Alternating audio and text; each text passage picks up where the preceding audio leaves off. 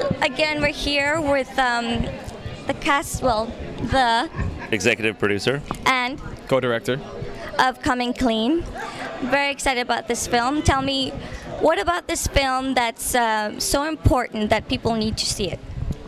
I think it's a story about addiction that transcends how much money you have or where you are in the world. It's basically about the addiction and how it's universal as opposed to separate from one class or group from another. You know what I mean? Yeah. Everybody suffers the same way, and even though this guy seems to have come from a higher up place, he suffers like everybody else. You know what I mean?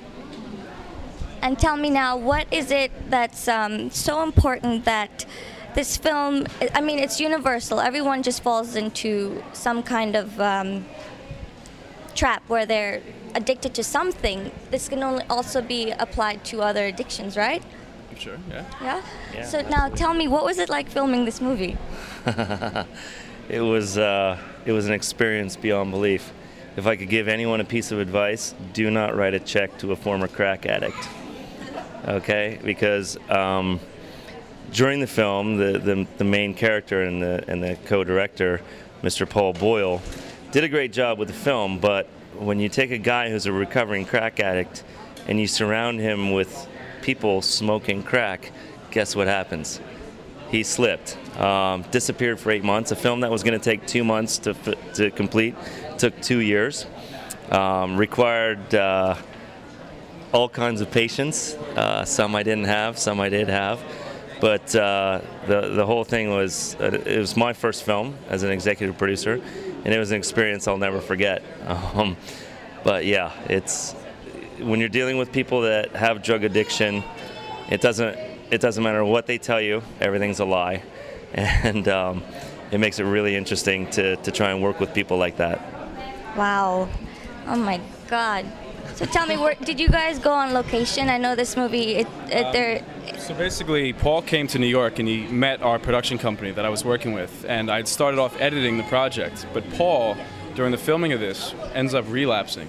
And when he kind of escaped back to Hong Kong, that's when Jason, about 8 months later, somehow found me. I'm not sure how he found me, but he did. And he brought me out to Hong Kong where we could find him and confront him about his addiction and his problem.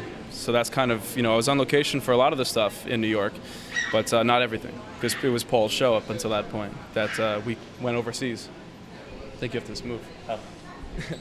Sorry. But, so yeah, I mean, it was an experience. It was, in Hong Kong it was an experience, but in New York I didn't get to go inside those houses that we filmed in, so I'm pretty happy about that actually, because it looked like a rough environment. But it really took its toll on Paul. When he would come home, when he'd come back to the studio after being in those places, you can tell that he was unnerved.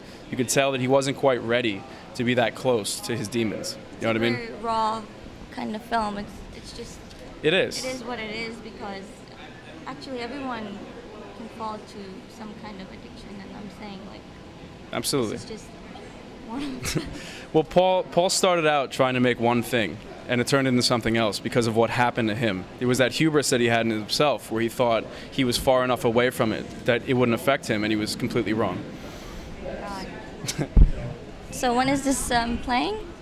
Tonight, in about 10 minutes. Okay, wish you guys were here. You got to see it because it's a very powerful film, and I'm really excited to see it because it's really heartfelt. It's wrenched in your gut because it's actually something, again, universal.